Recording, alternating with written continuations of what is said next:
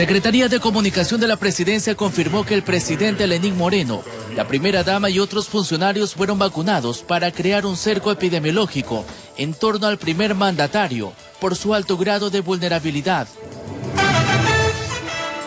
Renunció el ministro de Salud Rodolfo Farfán en medio de escándalos por irregularidades en el plan de vacunación. El CNE oficializó la papeleta electoral para la segunda vuelta presidencial del 11 de abril. Hombre y su sobrina mueren tras ser víctimas de un ataque armado en un recinto del cantón Daule, provincia de Guayas. El padre de la joven resultó herido.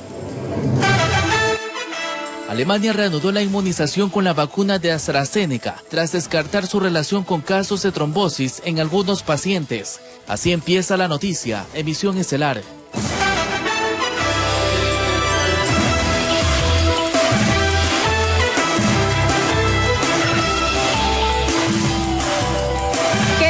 Televidentes de todo el país, buenas noches y bienvenidos. Enseguida los hechos más destacados. Charly, buenas noches. Así es, Ana, amigos televidentes, buenas noches. Iniciamos inmediatamente con la siguiente información. Mucha atención a las siguientes imágenes porque asaltan a clientes mientras esperaban la apertura de una agencia bancaria en el norte de Guayaquil. Los detalles en pocos minutos. Además, espeluznante hallazgo. Encuentran un cadáver decapitado dentro de un saco en el sur de la urbe porteña. La ampliación de este macabro hecho más adelante. Iniciamos. La Secretaría de Comunicación de la Presidencia de la República informó y confirmó que el presidente Lenín Moreno, la primera dama y otros funcionarios fueron vacunados contra COVID-19. Señalan que el objetivo fue crear un cerco epidemiológico en torno al primer mandatario por su alto grado de vulnerabilidad. La información se dio a conocer este viernes 19 de marzo por parte de la Secretaría de Comunicación, en donde se comunicó el motivo por el que se decidió vacunar a varios funcionarios públicos que trabajan en presidencia y que no serían parte de la fase 0 del plan de vacunación. El presidente tiene doble condición de vulnerabilidad. Es adulto mayor y persona de alto nivel de discapacidad. Por seguridad nacional, estas dos condiciones de alto riesgo obligan a crear un cerco epidemiológico en su entorno más cercano, sus cuidadores. Y creo que para garantizar la institucionalidad del país, yo entiendo que lo vacunen al presidente. El abogado del exministro de Salud, Juan Carlos Ceballos, explica que a pesar de que la cartera de Estado anunciara que los grupos prioritarios de la fase 0 serían personal de primera línea y adultos mayores de geriátricos, la decisión de considerar a otras personas fuera de estos grupos sería legítima. Primero que el ministro Ceballos no es que él elaboró la lista, había una mesa técnica, ¿no es cierto?, en la cual no pertenecía el ministro y en las que se determinaban las personas a vacunar. Pero sí hubo una decisión política, en la cual sí participó el ministro, y es que en la fase 0 hubo una invitación al presidente de la República, a la gente de su entorno, a los expresidentes de la República, ministros mayores de 65 años. Comenta que al no haber una normativa que rige al plan de vacunación, la incorporación de varias personas ajenas a la fase 0 podría ser reprochado desde el ámbito moral, más no legal. No hay una ley, no hay un reglamento, no hay un acuerdo ministerial que establezca de manera tajante y rígida cuáles son las personas que tienen que vacunarse. Pero la Fiscalía no está para hacer un análisis de corrección o incorrección moral. A la Fiscalía lo que le corresponde es determinar si eso es un delito, y eso no es un delito. Santiago Carrasco, presidente de la Federación Médica Ecuatoriana, dice que más allá de conocer los nombres de quienes hayan sido vacunados fuera de los grupos prioritarios en la fase 0, este acto sería una exclusión y desmerecimiento al personal que ha trabajado arduamente durante la pandemia. Porque el momento en que yo me salto la fila y yo accedo a una vacuna, estoy impidiendo que una persona, un personal sanitario, no pueda vacunarse, no tenga la vacuna para ponerse, y las posibilidades de supervivencia disminuyen. Y concluyó diciendo que si bien la vacuna debe ser universal para todos los ciudadanos, es importante priorizar a los grupos de primera línea por el acceso a la misma, y no beneficiarse de cualquier factor para adelantar su inoculación en un grupo privilegiado, informó Mauricio Sánchez. Renunció el ministro de Salud, Rodolfo Farfán. Con él son 4 los funcionarios que han pasado por esta cartera de Estado. Farfán sale de la entidad en medio de escándalos por irregularidades en el plan de vacunación. A tan solo 19 días de haber sido designado ministro de Salud, Roberto Farfán renunció a su cargo. Su justificativo ante el presidente de la República dice así: por motivos estrictamente personales, me veo precisado a presentar la renuncia al cargo de ministro de Salud. Pero la partida de Farfán marca otra situación polémica, que es la inestabilidad del gabinete del primer mandatario Lenín Moreno. Pues con su salida se contabilizan 4 exministros que han caminado por la cartera de Salud. Ellos son Verónica Espinosa, Catalina Andramuño, Juan Carlos Ceballos. Farfán deja su cargo 21 días después que el anterior ministro de Salud, Juan Carlos Ceballos. Informó Javier Rosero. Y mediante un decreto ejecutivo, el presidente de la República, Lenín Moreno, designó a Mauro Falconi García como ministro de Salud, quien llega al puesto luego de la renuncia de Rodolfo Farfán, que permaneció en el cargo tan solo 19 días. El nuevo secretario de Estado es doctor en Medicina y Cirugía y desempeñó cargos de coordinador de los servicios de emergencia de diferentes casas de salud. Falconi es oriundo de la provincia de Chimborazo.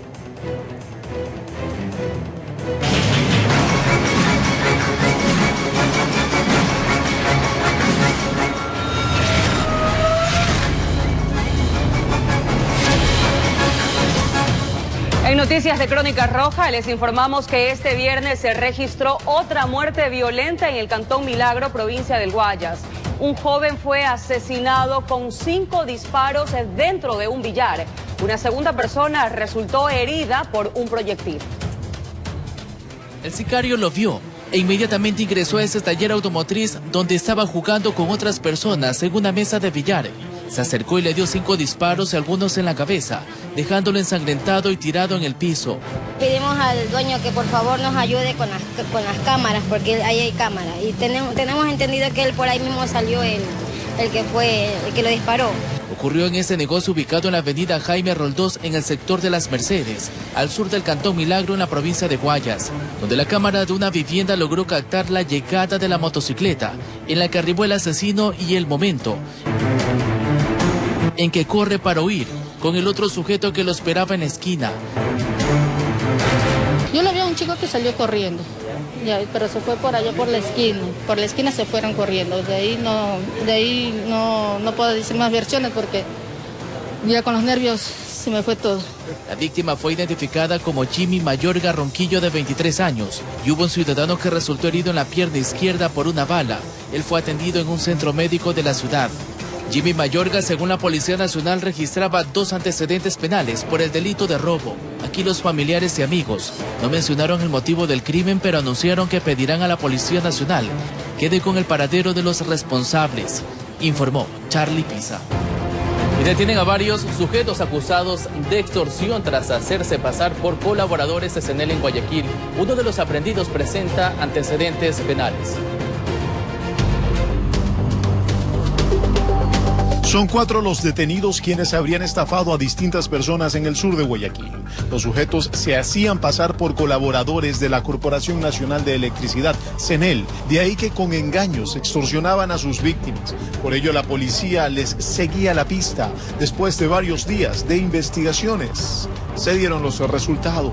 En una camioneta, ellos presuntamente se bajaban, veían el medidor, manifestaban que existía una falla en el medidor, y para no hacer acreedores a una multa, ellos le ayudaban a cambio de un dinero. Autoridades de seguridad tratan de determinar qué hogares fueron visitados por los sospechosos. En el momento de la detención tenían medidores y dinero en efectivo en su poder. Es por esto que nos enteramos que el día de ayer, aproximadamente al mediodía, a una ciudadana habían realizado esto. Es por eso que con información reservada llegamos a tener conocimiento que el día de ayer habían recibido $200. Por lo pronto investigan la cantidad de personas estafadas. Los ciudadanos que están vestidos con uniformes, con logotipos de SENEL, reciben el dinero.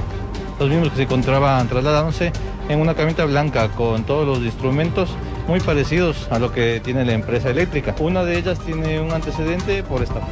Informó Julio César Saona. Y luego de permanecer 16 días internado en el hospital del IES de Los Ceibos en Guayaquil, un ciudadano logró superar el COVID-19. Esta historia se la contaremos en la emisión de las 5:45 de la mañana de este lunes 22 de marzo en el Despertar de la Noticia. Ahora les informamos de que 3 personas fueron víctimas de un ataque armado cuando circulaban por un estrecho camino en el recinto Las Palmas, en el cantón Daule, provincia del Guayas. Las víctimas eran miembros de una familia. 2 de ellos fallecieron, mientras que otro resultó herido. Veamos.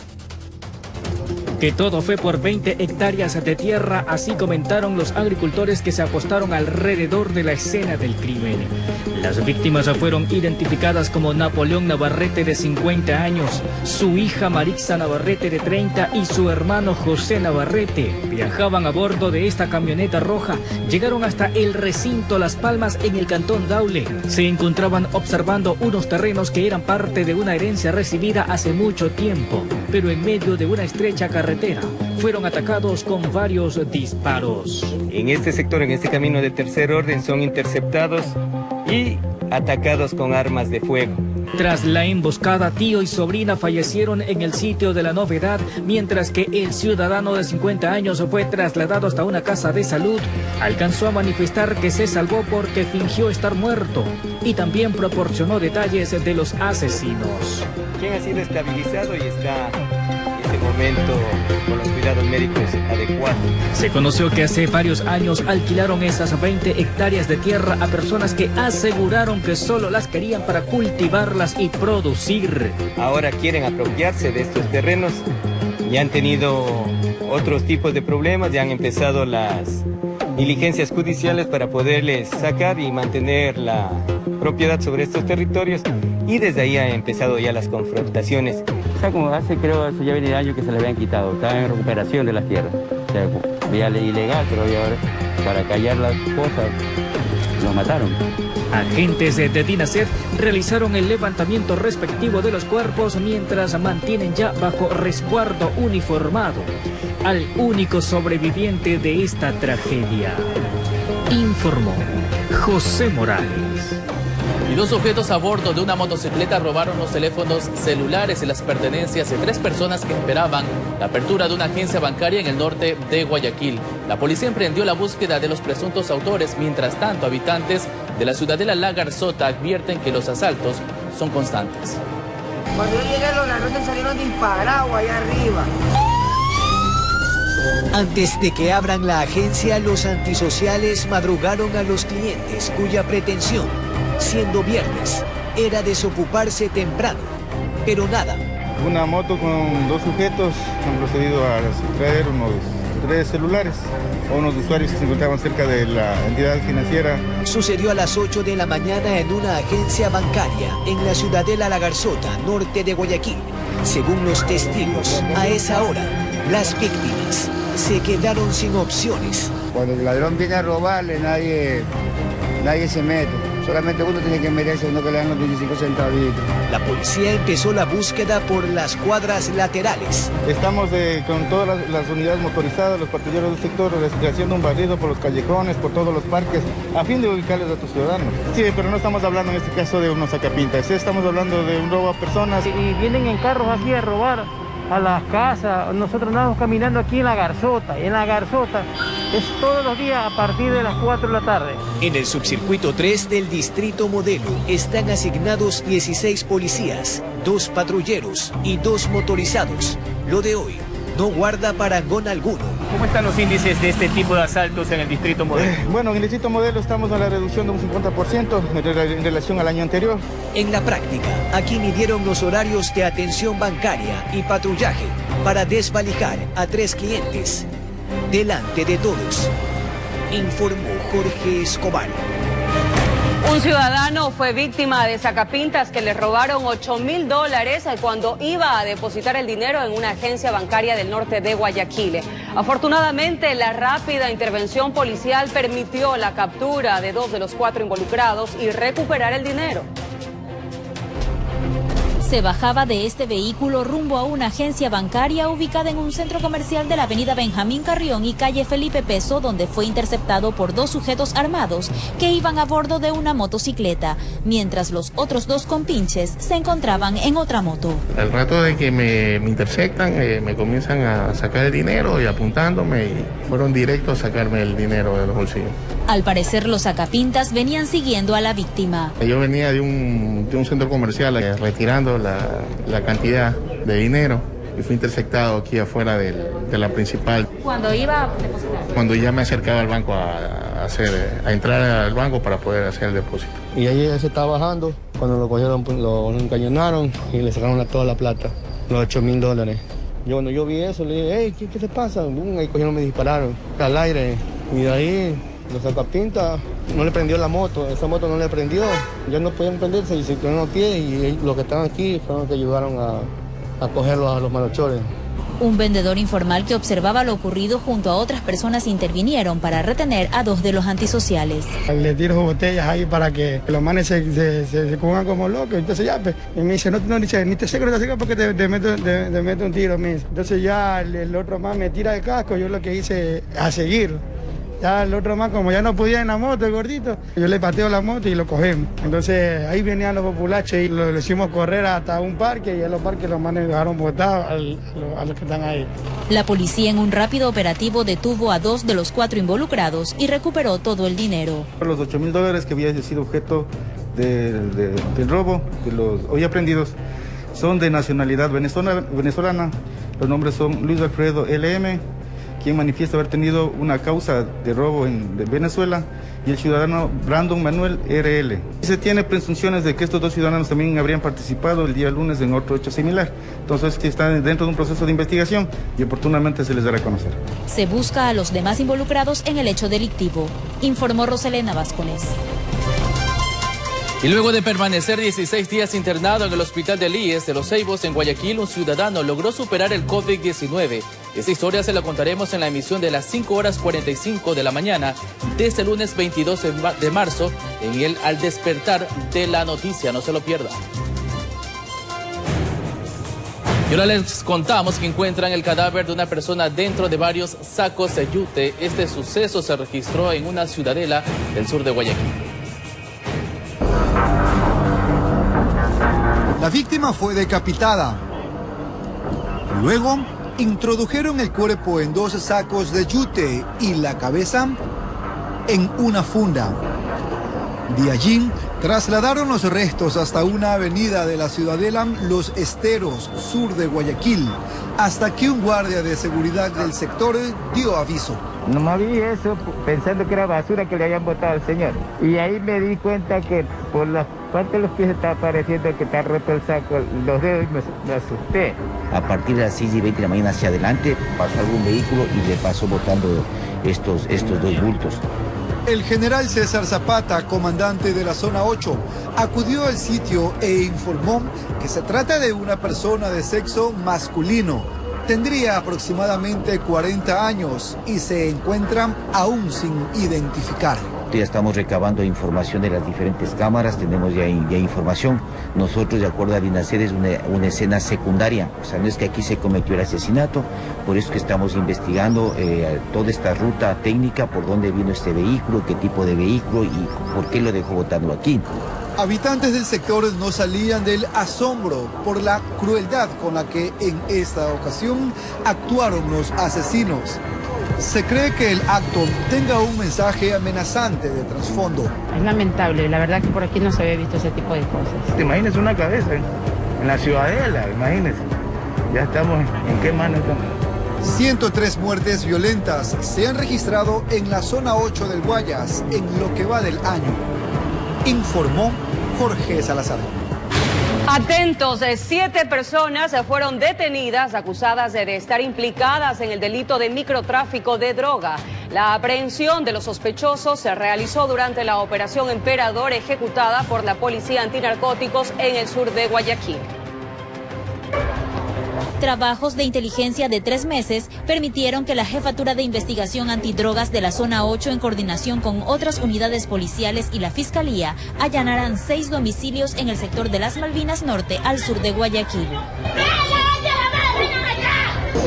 ¡Quédate y quédate ahí! Prácticamente tenemos a toda la organización detenida, al líder, de igual manera los organizadores, los expendedores y sus seguridades, los cuales están conformados por 7 integrantes, uno de nacionalidad venezolana. La mayoría de estos posee antecedentes penales, los cuales han sido puestos a órdenes de la autoridad competente para que determine su situación jurídica. ¿Antecedentes por qué delito? La mayoría de estos ciudadanos presentan antecedentes por asociaciones ilícitas. En la operación Emperador se decomisaron 34 dosis de marihuana y 27.2 gramos de cocaína, es decir, 272 dosis de sustancias sujetas a fiscalización. Todos estos ciudadanos se dedicaban prácticamente al microtráfico, en los cuales tenían de 800 a 1000 dosis semanalmente para el consumo del lo que es del sector de Malvinas Norte. Prácticamente existió una total colaboración de la ciudadanía, ya que estos ciudadanos eran problemáticos en el sector. De igual manera, en este sector se atribuyen varias muertes violentas. Así se logró identificar a una organización delictiva dedicada al acopio, distribución y expendio de droga para el consumo interno, informó Roselena Vasconés. Un fatal accidente de tránsito se registró en la vía Yaguachi, 3 postes en la provincia de Guayas. Una persona falleció y el conductor que habría ocasionado la tragedia abandonó el sitio de la emergencia. La explosión de una llanta derivó en este accidente múltiple. Eran casi las 2:30 de la tarde del viernes 19 de marzo cuando el neumático de este vehículo estalló en la vía Yaguachi, 3 postes, provincia de Guayas. Perdió estabilidad e impactó a una furgoneta que iba en sentido contrario. Esta a su vez dio varios giros sobre sus llantas y chocó contra la parte lateral de un bus interprovincial que iba con pasajeros. Quien llevó la peor parte fue el conductor y único ocupante de la furgoneta. Se trataba del trabajador de una empresa proveedora de internet, un joven de 26 años a quien cariñosamente le decían el arquitecto. Un médico que viajaba sobre una motocicleta fue testigo del accidente. Intentó brindarle los primeros auxilios a la víctima, pero su muerte se dio en cuestión de segundos. Todos frenamos y como yo venía en una moto liviana, que es la moto, entonces me tiré a un lado y enseguida le traté de dar los primeros auxilios. Soy médico de profesión y ya no lo encontré con signos. Fue una muerte inmediata. Múltiples golpes, tanto craneoencefálicos como en sus extremidades inferiores. Los rescatistas debieron utilizar elementos especiales, logrando liberar en 10 minutos el cuerpo que quedó atrapado en la cabina del automotor. Mientras tanto, agentes de la Comisión de Tránsito del Ecuador hacían los peritajes. El conductor que habría ocasionado el accidente abandonó el sitio, al igual que el chofer del bus. Después de que la OIAT, dirigido por la Fiscalía de turno, realicen las investigaciones, pues se determinarán las responsabilidades del caso. Producto de esta colisión se generaron extensas columnas vehiculares en ambos sentidos de la vía. Algunos conductores optaron por ingresar a la maleza en busca de avanzar. Y es que también los moradores se quejaban de los accidentes constantes, ya que consideran que se trata de una vía angosta, informó Celeste Dueñas. Paciente de COVID-19 huyó de un hospital tras sufrir una crisis nerviosa al temer ser intubado. Entérese en dónde ocurrió este hecho más adelante. 22 horas con 23 minutos, amigos, y seguimos con más noticias. La policía antidrogas incautó decenas de paquetes de cocaína y marihuana durante operativos en la provincia de Napo. En una de las últimas acciones, los agentes decomisaron 110 paquetes de alcaloide tipo ladrillo que eran movilizados en un remolque. Escuchemos. En menos de 48 horas de controles contra el narcotráfico, se registraron 3 casos en Napo con 5 sujetos aprehendidos, todos ecuatorianos dedicados a transportar droga entre marihuana y cocaína. Estamos trabajando de manera coordinada con personal del GEMA, con personal del HUMO, para poder tratar de hacer operativos que nos permitan solventar las necesidades que actualmente existen. Las sustancias catalogadas sujetas a fiscalización viajaban por carreteras amazónicas bajo diferentes mecanismos para evitar su decomiso. Maletas con doble fondo en bolsos de pasajeros hasta en vehículos livianos y de carga pesada.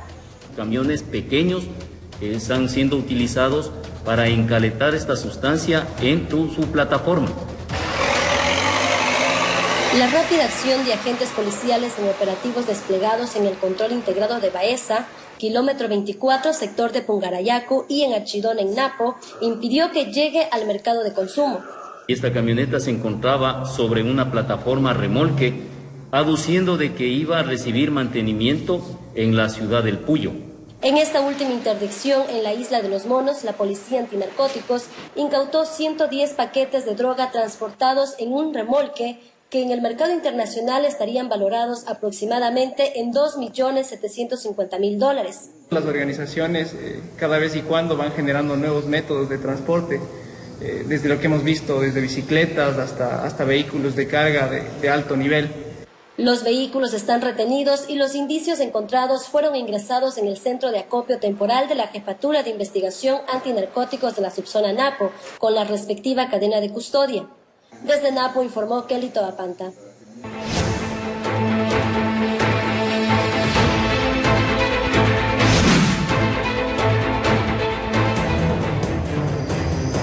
Y mucha atención, por primera vez se lleva a cabo en el país un ensayo clínico de la fase 3 de vacuna contra el origen chino del coronavirus de COVID-19. La primera de las 3 dosis se colocó a varios voluntarios en un centro de investigación privado en Quito y de acuerdo a los resultados del estudio, Ecuador podría importar el fármaco.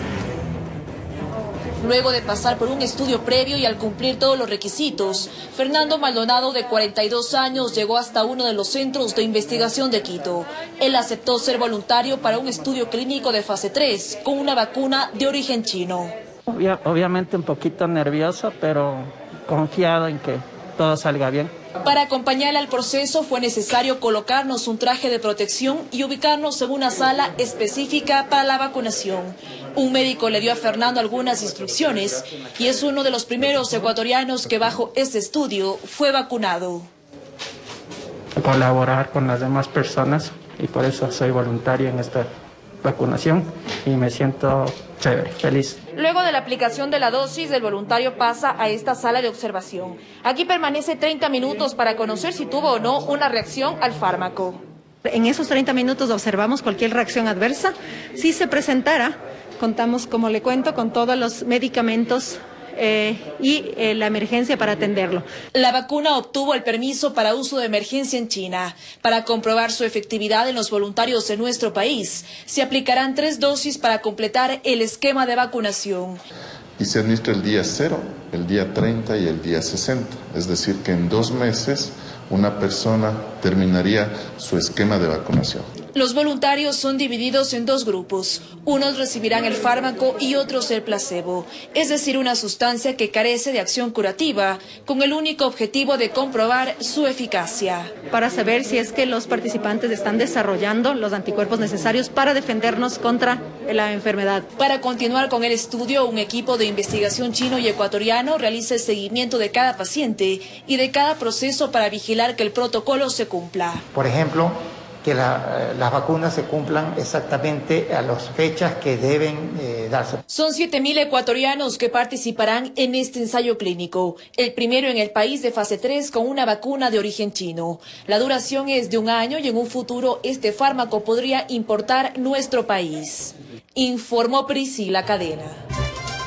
En un hecho esperanzador les contaremos que luego de permanecer 16 días internado en el Hospital del IES de Los Ceibos en Guayaquil, un ciudadano logró superar el COVID-19. Los detalles de esta historia en la emisión de las 5:45 de la mañana de este lunes 22 de marzo en el Despertar de la Noticia. Y atentos porque las autoridades de la Intendencia de Pichincha y la Agencia Metropolitana de Quito aseguraron que no existe personal suficiente para poder atender las aglomeraciones y fiestas clandestinas, en especial durante los fines de semana. En los últimos 15 días se reportaron varios eventos clandestinos. Reportes de contagios en las comisarías de Pichincha, la Policía Nacional y la Agencia Metropolitana de Control muestran el incremento de aglomeraciones y fiestas clandestinas que ocurren cada fin de semana en la capital. El último recuento fue de al menos 200 eventos sin autorización. Recordemos que en el Distrito Metropolitano, como Intendencia, tenemos 9 comisarios trabajando, 9 comisarios a 200 eventos, supera bastante el número de autoridades. Nosotros ya hemos superado nuestra capacidad de control. El fin de semana tuvimos 60 puntos que intervenimos en eventos clandestinos en las 9 administraciones zonales en 6 horas. Varias autoridades solicitaron al COE Nacional incrementar las sanciones económicas para frenar los incumplimientos sanitarios. Mientras tanto, los operativos de control continúan. A raíz de una aglomeración, nosotros podemos sancionar con el 25% de un salario básico, que es la cantidad de $100. Se les sanciona personalmente a estas personas, a cada una. Los parques también son monitoreados. Allí el mayor problema está en las canchas. Los deportes de contacto no están permitidos. Hemos recibido amenazas, insultos, ataques, agresiones que lo único que hacen es generar conflicto en el momento de la actividad de control. Pese a ello, los deportistas insisten en utilizar los espacios. Aseguran que si no es en ese sitio, será en otro, pero no se quedarán sin jugar. En fútbol, básquet, Ecuador, usted sabe, reúne masas y es lo emocionante, ¿no? Claro, y si ya vienen y ya nos multan y todo, ahí sí ya no habría otra opción, ¿no? Habría que pagar la multa y me iría a una cancha que queda arriba por San Vicente de la Florida. Allá también realizamos actividad física recreacional. Además mencionaron que no se han contagiado pese a no acatar las recomendaciones de bioseguridad. Nos contamos y estamos igual apegados y nadie se ha escuchado que se ha enfermado. ¿Y están apegados sin mascarilla? Sí, exactamente. Las alertas de incumplimientos ciudadanos surgen en todo el distrito metropolitano. En la zona sur son frecuentes las fiestas clandestinas. En el norte, bares disfrazados de restaurantes. Y en los valles, las aglomeraciones en los espacios públicos. Informó Sofía Vintimilla. 22 horas con 31 minutos y al volver de esta pausa comercial, mucha atención, porque paciente de COVID-19 huyó de un hospital de Brasil tras sufrir una crisis nerviosa al temer ser intubado. Ya volvemos con los detalles.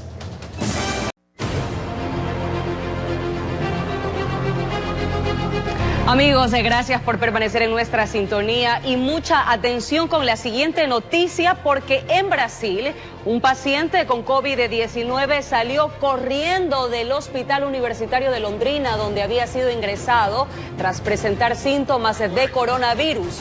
Según el centro médico, el hombre sufrió una crisis de ansiedad provocada por el miedo a ser intubado, por lo que huyó de esa casa asistencial.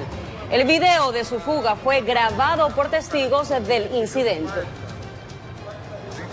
Regreso a nuestro país. Condenan a 34 años con 8 meses de prisión al padrastro de la pequeña Emilia, acusado de haberla golpeado hasta causar su muerte. El terrible hecho ocurrió en Riobamba, provincia de Chimborazo. Así es como intentaron tomar justicia por mano propia familiares de la pequeña Emilia de 4 años de edad, a quien su padrastro en octubre del pasado año en Riobamba la habría golpeado hasta dejarla en coma para finalmente fallecer por un trauma cráneoencefálico. El presunto femicida obtuvo la pena máxima. 34 años, 8 meses, logramos la pena máxima. Sin duda alguna, sí es una alegría que se hizo justicia para este vil miserable. Pero la indignación era en contra de la madre de Emilia, ya que estaba procesada y con grillete electrónico por negligencia. Al parecer, ella sabía de los constantes maltratos en contra de su hija. Pese a todo eso, el juez la habría declarado inocente. Y la irresponsabilidad, complicidad de la madre también tiene que ser sancionada. Entonces es totalmente contradictorio el fallo del tribunal al decir que se investigue por abandono y maltrato físico y ratificar el estado de inocencia. La niña era oriunda del cantón Huano. Se quedó huérfana de padre, quien falleció a consecuencia del COVID. A su corta edad, según dice su abuelita paterna, tuvo que experimentar la violencia de un padrastro y la desidia de una madre. Son los recuerdos de la niña, quien tenía mucho por delante. Le apagaron su voz. Estos juguetes y este pequeño zapatito color rojo quedaron como recuerdos de Emilia, pero los gritos de justicia se ahogaron para los deudos ante una madre a quien la querían linchar, pero al final a la hermana del hoy condenado la agredieron. En Chimborazo informó Darwin Altamirano. Cambiamos de tema. El CNE oficializó la papeleta electoral para la segunda vuelta presidencial del 11 de abril. Al menos 13.100.000 documentos electorales serán impresos. Escuchemos.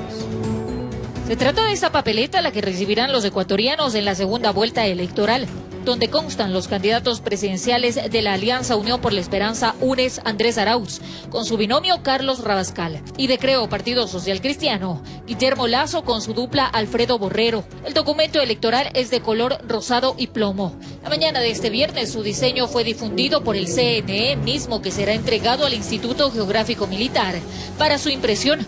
Serán alrededor de 13.100.000 papeletas las que se distribuirán en el territorio nacional, cuyo costo bordearía los $540.000. Y es que han pasado al menos 40 días desde que los ecuatorianos fueron a las urnas. El Consejo Nacional Electoral proclamará ahora sí los resultados definitivos de los vencedores en primera vuelta en las próximas horas. Mientras tanto, se afinan los detalles para el debate del domingo, una carrera electoral donde el Ecuador se prepara para conocer quién será el que maneje las riendas del país en los próximos 4 años, cuando solo faltan 66 días para que finalice el gobierno del presidente Moreno. Informó Marilyn Jaramillo. 22:41 y cuando regresemos de esta pausa comercial, Alemania reanudó la inmunización con la vacuna de AstraZeneca tras descartar su relación con casos de trombosis en algunos pacientes. Ya regresamos.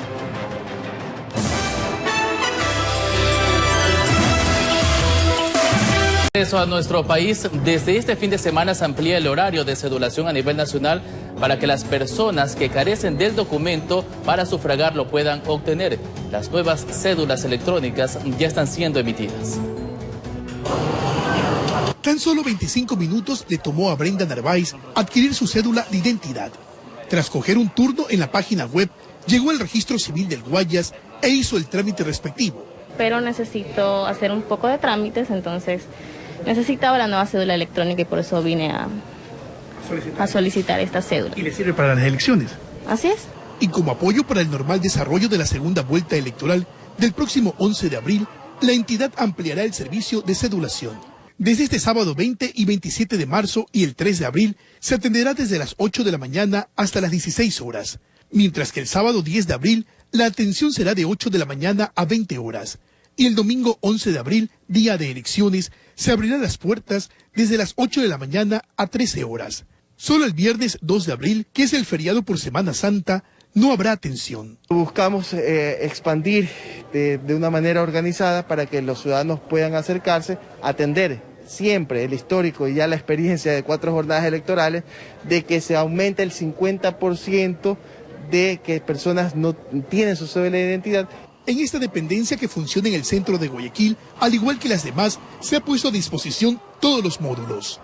Los adultos mayores, niños y personas con discapacidad no necesitan un turno para ser atendidos, por primera vez o renovación. La ampliación de horario se dará en las 41 dependencias con las que cuenta el registro civil a nivel nacional, y la cédula que se entrega es la electrónica. El costo por primera vez es de $5, de renovación es $16, como usted bien indica, es la cédula digital, electrónica, un documento confiable, resistente. La atención se da con todas las medidas de bioseguridad. Recuerde, acuda con tiempo y obtenga su documento. Informó Carlos Julio Gurumendi. Queridos amigos, y de esta manera finalizamos esta semana. Gracias como siempre por su sintonía, Charlie. Así es, Ana, amigos televidentes. Buenas noches a todos ustedes. Que descansen.